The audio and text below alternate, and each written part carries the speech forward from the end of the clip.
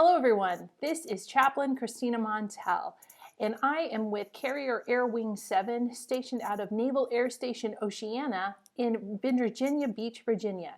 And this is Stepping Off the Brow, a show for sailors and military-connected civilians where we look at life's issues on both sides of the brow.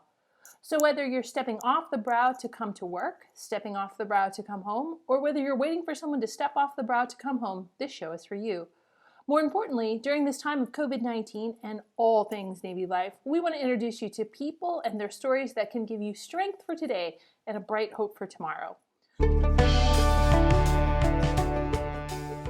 Our off-the-cuff segment this week is a segment that's geared towards Christmas time because, this is the most wonderful time of the year for the holidays. So if you're Christmas or you're Hanukkah or you're Festivus for the rest of us, this one is going to be enjoyable. Or Kwanzaa, excuse me. Thank you.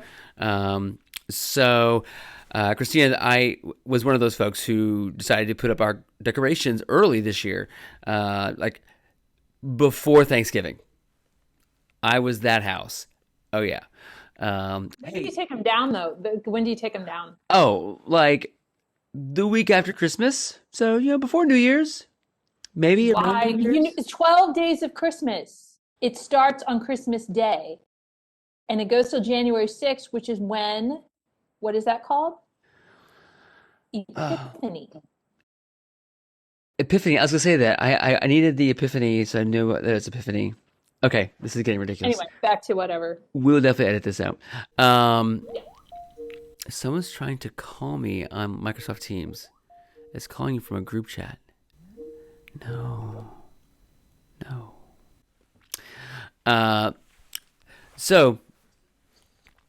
About 2 days after I got our tree up, I noticed on the floor of my living room, there's this little tree frog. And I was like, oh, there's a little frog out in the house. I wonder if one of the kids left the door open. Because, we got a 6-year-old and he was always leaving the door open.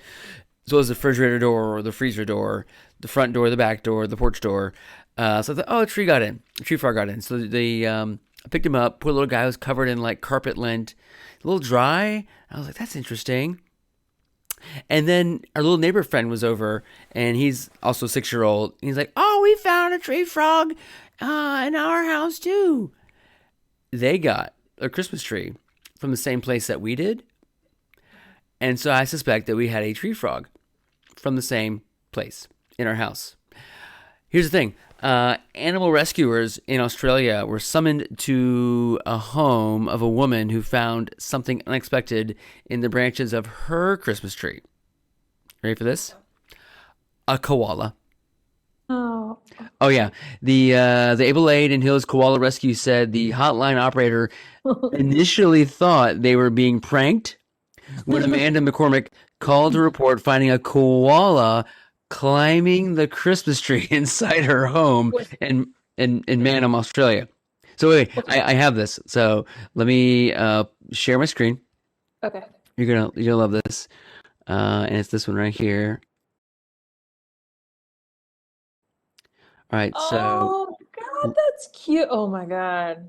I want to squeeze his cheeks. He's so cute. So for those who are listening to this in audio, what do you see? So there's this beautiful, it looks like a cedar tree. It's definitely an evergreen tree with all these little Christmas baubles on it. And then 3/4 of the way up, there's this little koala, almost looks like a cat or something, kind of peeking out, hey, I like Christmas too. And he's got these fluffy ears and the cute little koala nose. And then in the background, it looks like it's summer because it's the southern hemisphere, but it looks like this Christmas tree is out on some kind of lanai or hut or something, like a porch. And it is adorable. Oh my God, I want this koala. Oh my gosh, he is so cute. So obviously this was not a prank. So a koala, desperate to get in the Christmas spirit, this is what the article says, wandered into Amanda's house and decided it wanted to be the fairy on the Christmas tree. So turns out she didn't cut it down, bring it in, and then it was just kind of wrote in. He got in himself. The female koala was safely returned to the outdoors. Quote, koalas are very curious creatures, and if the opportunity presents itself, they will investigate. So there you go. That's our off the cuff moment. Today we have with us the second half of the interview with Airman Stephen Martinez-Aguillar. Airman Martinez-Aguillar is currently assigned to VAW 121, Go Blue Tails, which is also part of Carrier Air Wing 7. The Blue Tails are stationed out of Naval Station Norfolk and Norfolk, Virginia. And in this part of the interview, Martinez-Aguillar is going to be sharing some of his experiences on deployment and what it was like, what his work was like, and just sort of how he got through all of that.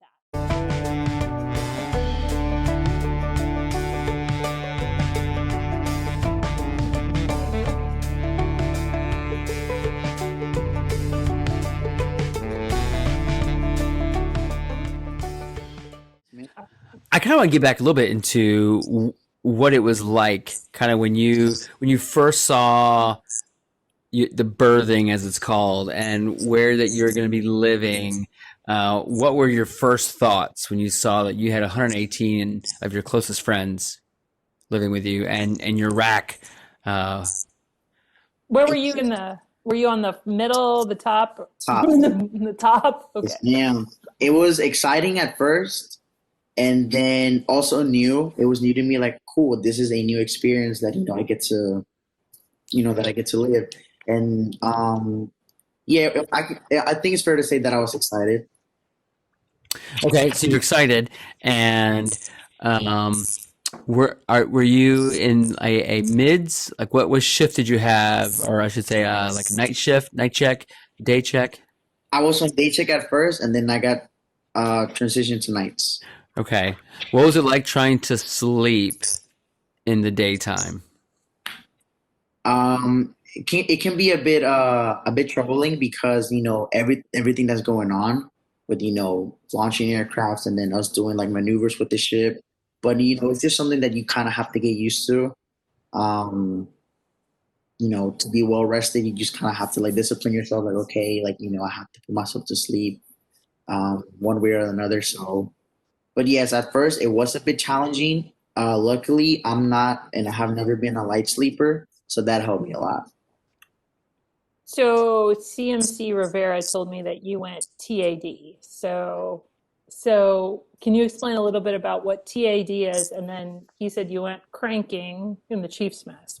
Not on the mess text, but on You the know, my kids, Christina, say that I get cranky. Usually, it's when I'm hungry or tired. Chaplain Slato. This is actually we're focusing on Airman Oh, I'm Martinez sorry. at the I'm moment. sorry. Please So continue. yeah, So sorry. You were cranky. That's what she's saying. cranking, Yes, cranky. sir. Yes, ma'am. I went to temporary assigned duty. That's what TAD stands for at the Chiefs Mess in the Abraham Lincoln. And it was also another experience for me, a new one. I got to work with some really, really cool people, some of our best culinary specialists that cook for the Chiefs and for us. And it was a bit rough at first because it was something new. Like, okay, I'm working in in the kitchen, and I'm just assisting the CSs and whatnot, and taking out trash and whatnot. So obviously, it was something new for me. So at first, it was a bit rough, but then I think that's the nature of life. Like once you do something repetitively, you get the hang of it and you get more comfortable with it, and then you do it quicker, more efficient. Find easier way to do it. So at first, like I said, it was rough, but then it got better, and I can say that through being like through that experience and being TAD, I got to build, like I said, some lifelong friends, and I'm really grateful. Was it a little intimidating seeing the different side of the Chiefs? Are they friendlier in the Chiefs mess or in the goat locker? At first, it was a bit intimidating, but then over time you become like confident with them and comfortable with them, and they talk to you, and because Chiefs are there to like support you and whatnot, and guide you. So at first, yes, it was a bit intimidating. I was a bit shy, but then um, as time goes by, they start seeing your face, and it becomes familiar to them, and like their face becomes familiar to you. But yes, it was a bit intimidating. How far into the deployment was it when you arrived? Remember? Yes, it was a month into deployment when I Oh, arrived. okay, so that's still pretty early in it. Yes, So sir. how hard was it, or what was it like trying to make friends when you're showing up new? Everyone's kind of done workups together, they've been underway together, and now you're the new guy. Oh, everybody at first, everybody was like, and throughout the whole deployment was everybody was awesome. For that, I'm really grateful for my coworkers who, again, I'm going to emphasize that, lifelong friends. My chain of command really amazing. Uh, and for that, I just thank God, for just blessing me with such an amazing chain of command that they gave me. So what did you do to like foster those friendships? Because you're out to sea, you can't go to the mall, you work, like 12 hours a day, I'm sure, or 16 hours a day. I mean, so how did you kind of foster those friendships? We would do things together as much as we could, like work out, little things like work out or, just eating breakfast, lunch, or dinner together. And then just conversing and talking about our life experiences and how the Navy's been for us and what things outside of the Navy has been for us. And, we just try to make the best out of things. We do things together, like whether we play games on our phone locally or just, play cards or just help each other study for qualifications. So, little things like that, really go a long way. So what was the best part of the deployment, and what was the not so best part of the deployment? I believe the best part of the deployment um, was just learning a lot. All the knowledge and the experience that I got, that's what I value the most because I can apply some of the things that I've learned in the future. And then I believe, I think it's fair to say that the worst part is just being away from home. We all like to, after a long day, to come to our bed and talk to our loved ones, and when you're at sea, that's not something that you get to do. So I think the hardest thing is just being away from the people that we care for, the people that we love, the life that we know, because it's different. So how were you able to keep in touch with family? Um, through emails or the computers whenever they are available. Phone calls also on every certain occasion. It's nice to like hear like the voice of your loved ones. Make sure they're okay, and for you to let them know that they're okay, so that that they're not worrying about you or like they might like think that something happened to you. So it's just good to keep like good communication. And then what was the one thing that you would tell everyone to pack that you didn't pack for deployment? Like that one thing, that creature comfort that you wish you had brought with you? Something from home. Something from home. I did not bring anything from home. I mainly just packed like hygiene stuff, like hygiene products like face wash, body wash, and whatnot, and just clothes and whatnot. So I think like something from home, whether it was like a blanket or like um I don't know, something that just remind me of home and like this is what I have waiting for me when I get back. That is one thing I would tell people to like to bring. Okay. How about some advice? If you could give advice to sailors checking in for their first year, their first time out of command, they're fresh out of sea school, what would be your advice? What are some little tips, tricks, nuggets, hacks? Be positive and highly motivated because first impression is everything. So when you check into a commanding, if you're highly motivated and you're really positive about it and you show that you're hardworking, they're always gonna respect that first impression and you're just gonna go up from there. That's one thing. Two is just confidence. Just when life throws obstacles at you, just face them. Just go straight ahead. And then I think the last like step of advice is just work hard for your qualifications. To rank up and just to be the best version of you can. It's good. Christina, I have another question I'd like to add in, and we can kind of edit this in um, as we go. But was there ever anything that at some point you said, wow, this experience, whatever this is, either when you're cranking or on the flight deck or in the berthing or whatever, but something that made you say, man, I did not expect this and this is hard. I don't like what I'm experiencing right now. Yes, there will be some times like that at sea. I think one of the memorable ones that I have is one time I was taking this really big, heavy trash bag from the cheese mess, and I realized, like, this is not what I just like you said it yourself, sir. This is not what I expected. And then I remember so well, like, okay, well, I just have to get through this, and then things will go, like, they'll get better from there. But I do remember that exact moment, yes, sir. So now looking back, how do you give value to that kind of experience? It made me as stronger, like a stronger person. It made me, like, mentally stronger, emotionally stronger as well. Um, and then, like I said, all the knowledge that I got from being on a ship and working and depending on one another, I think that's is really valuable to me.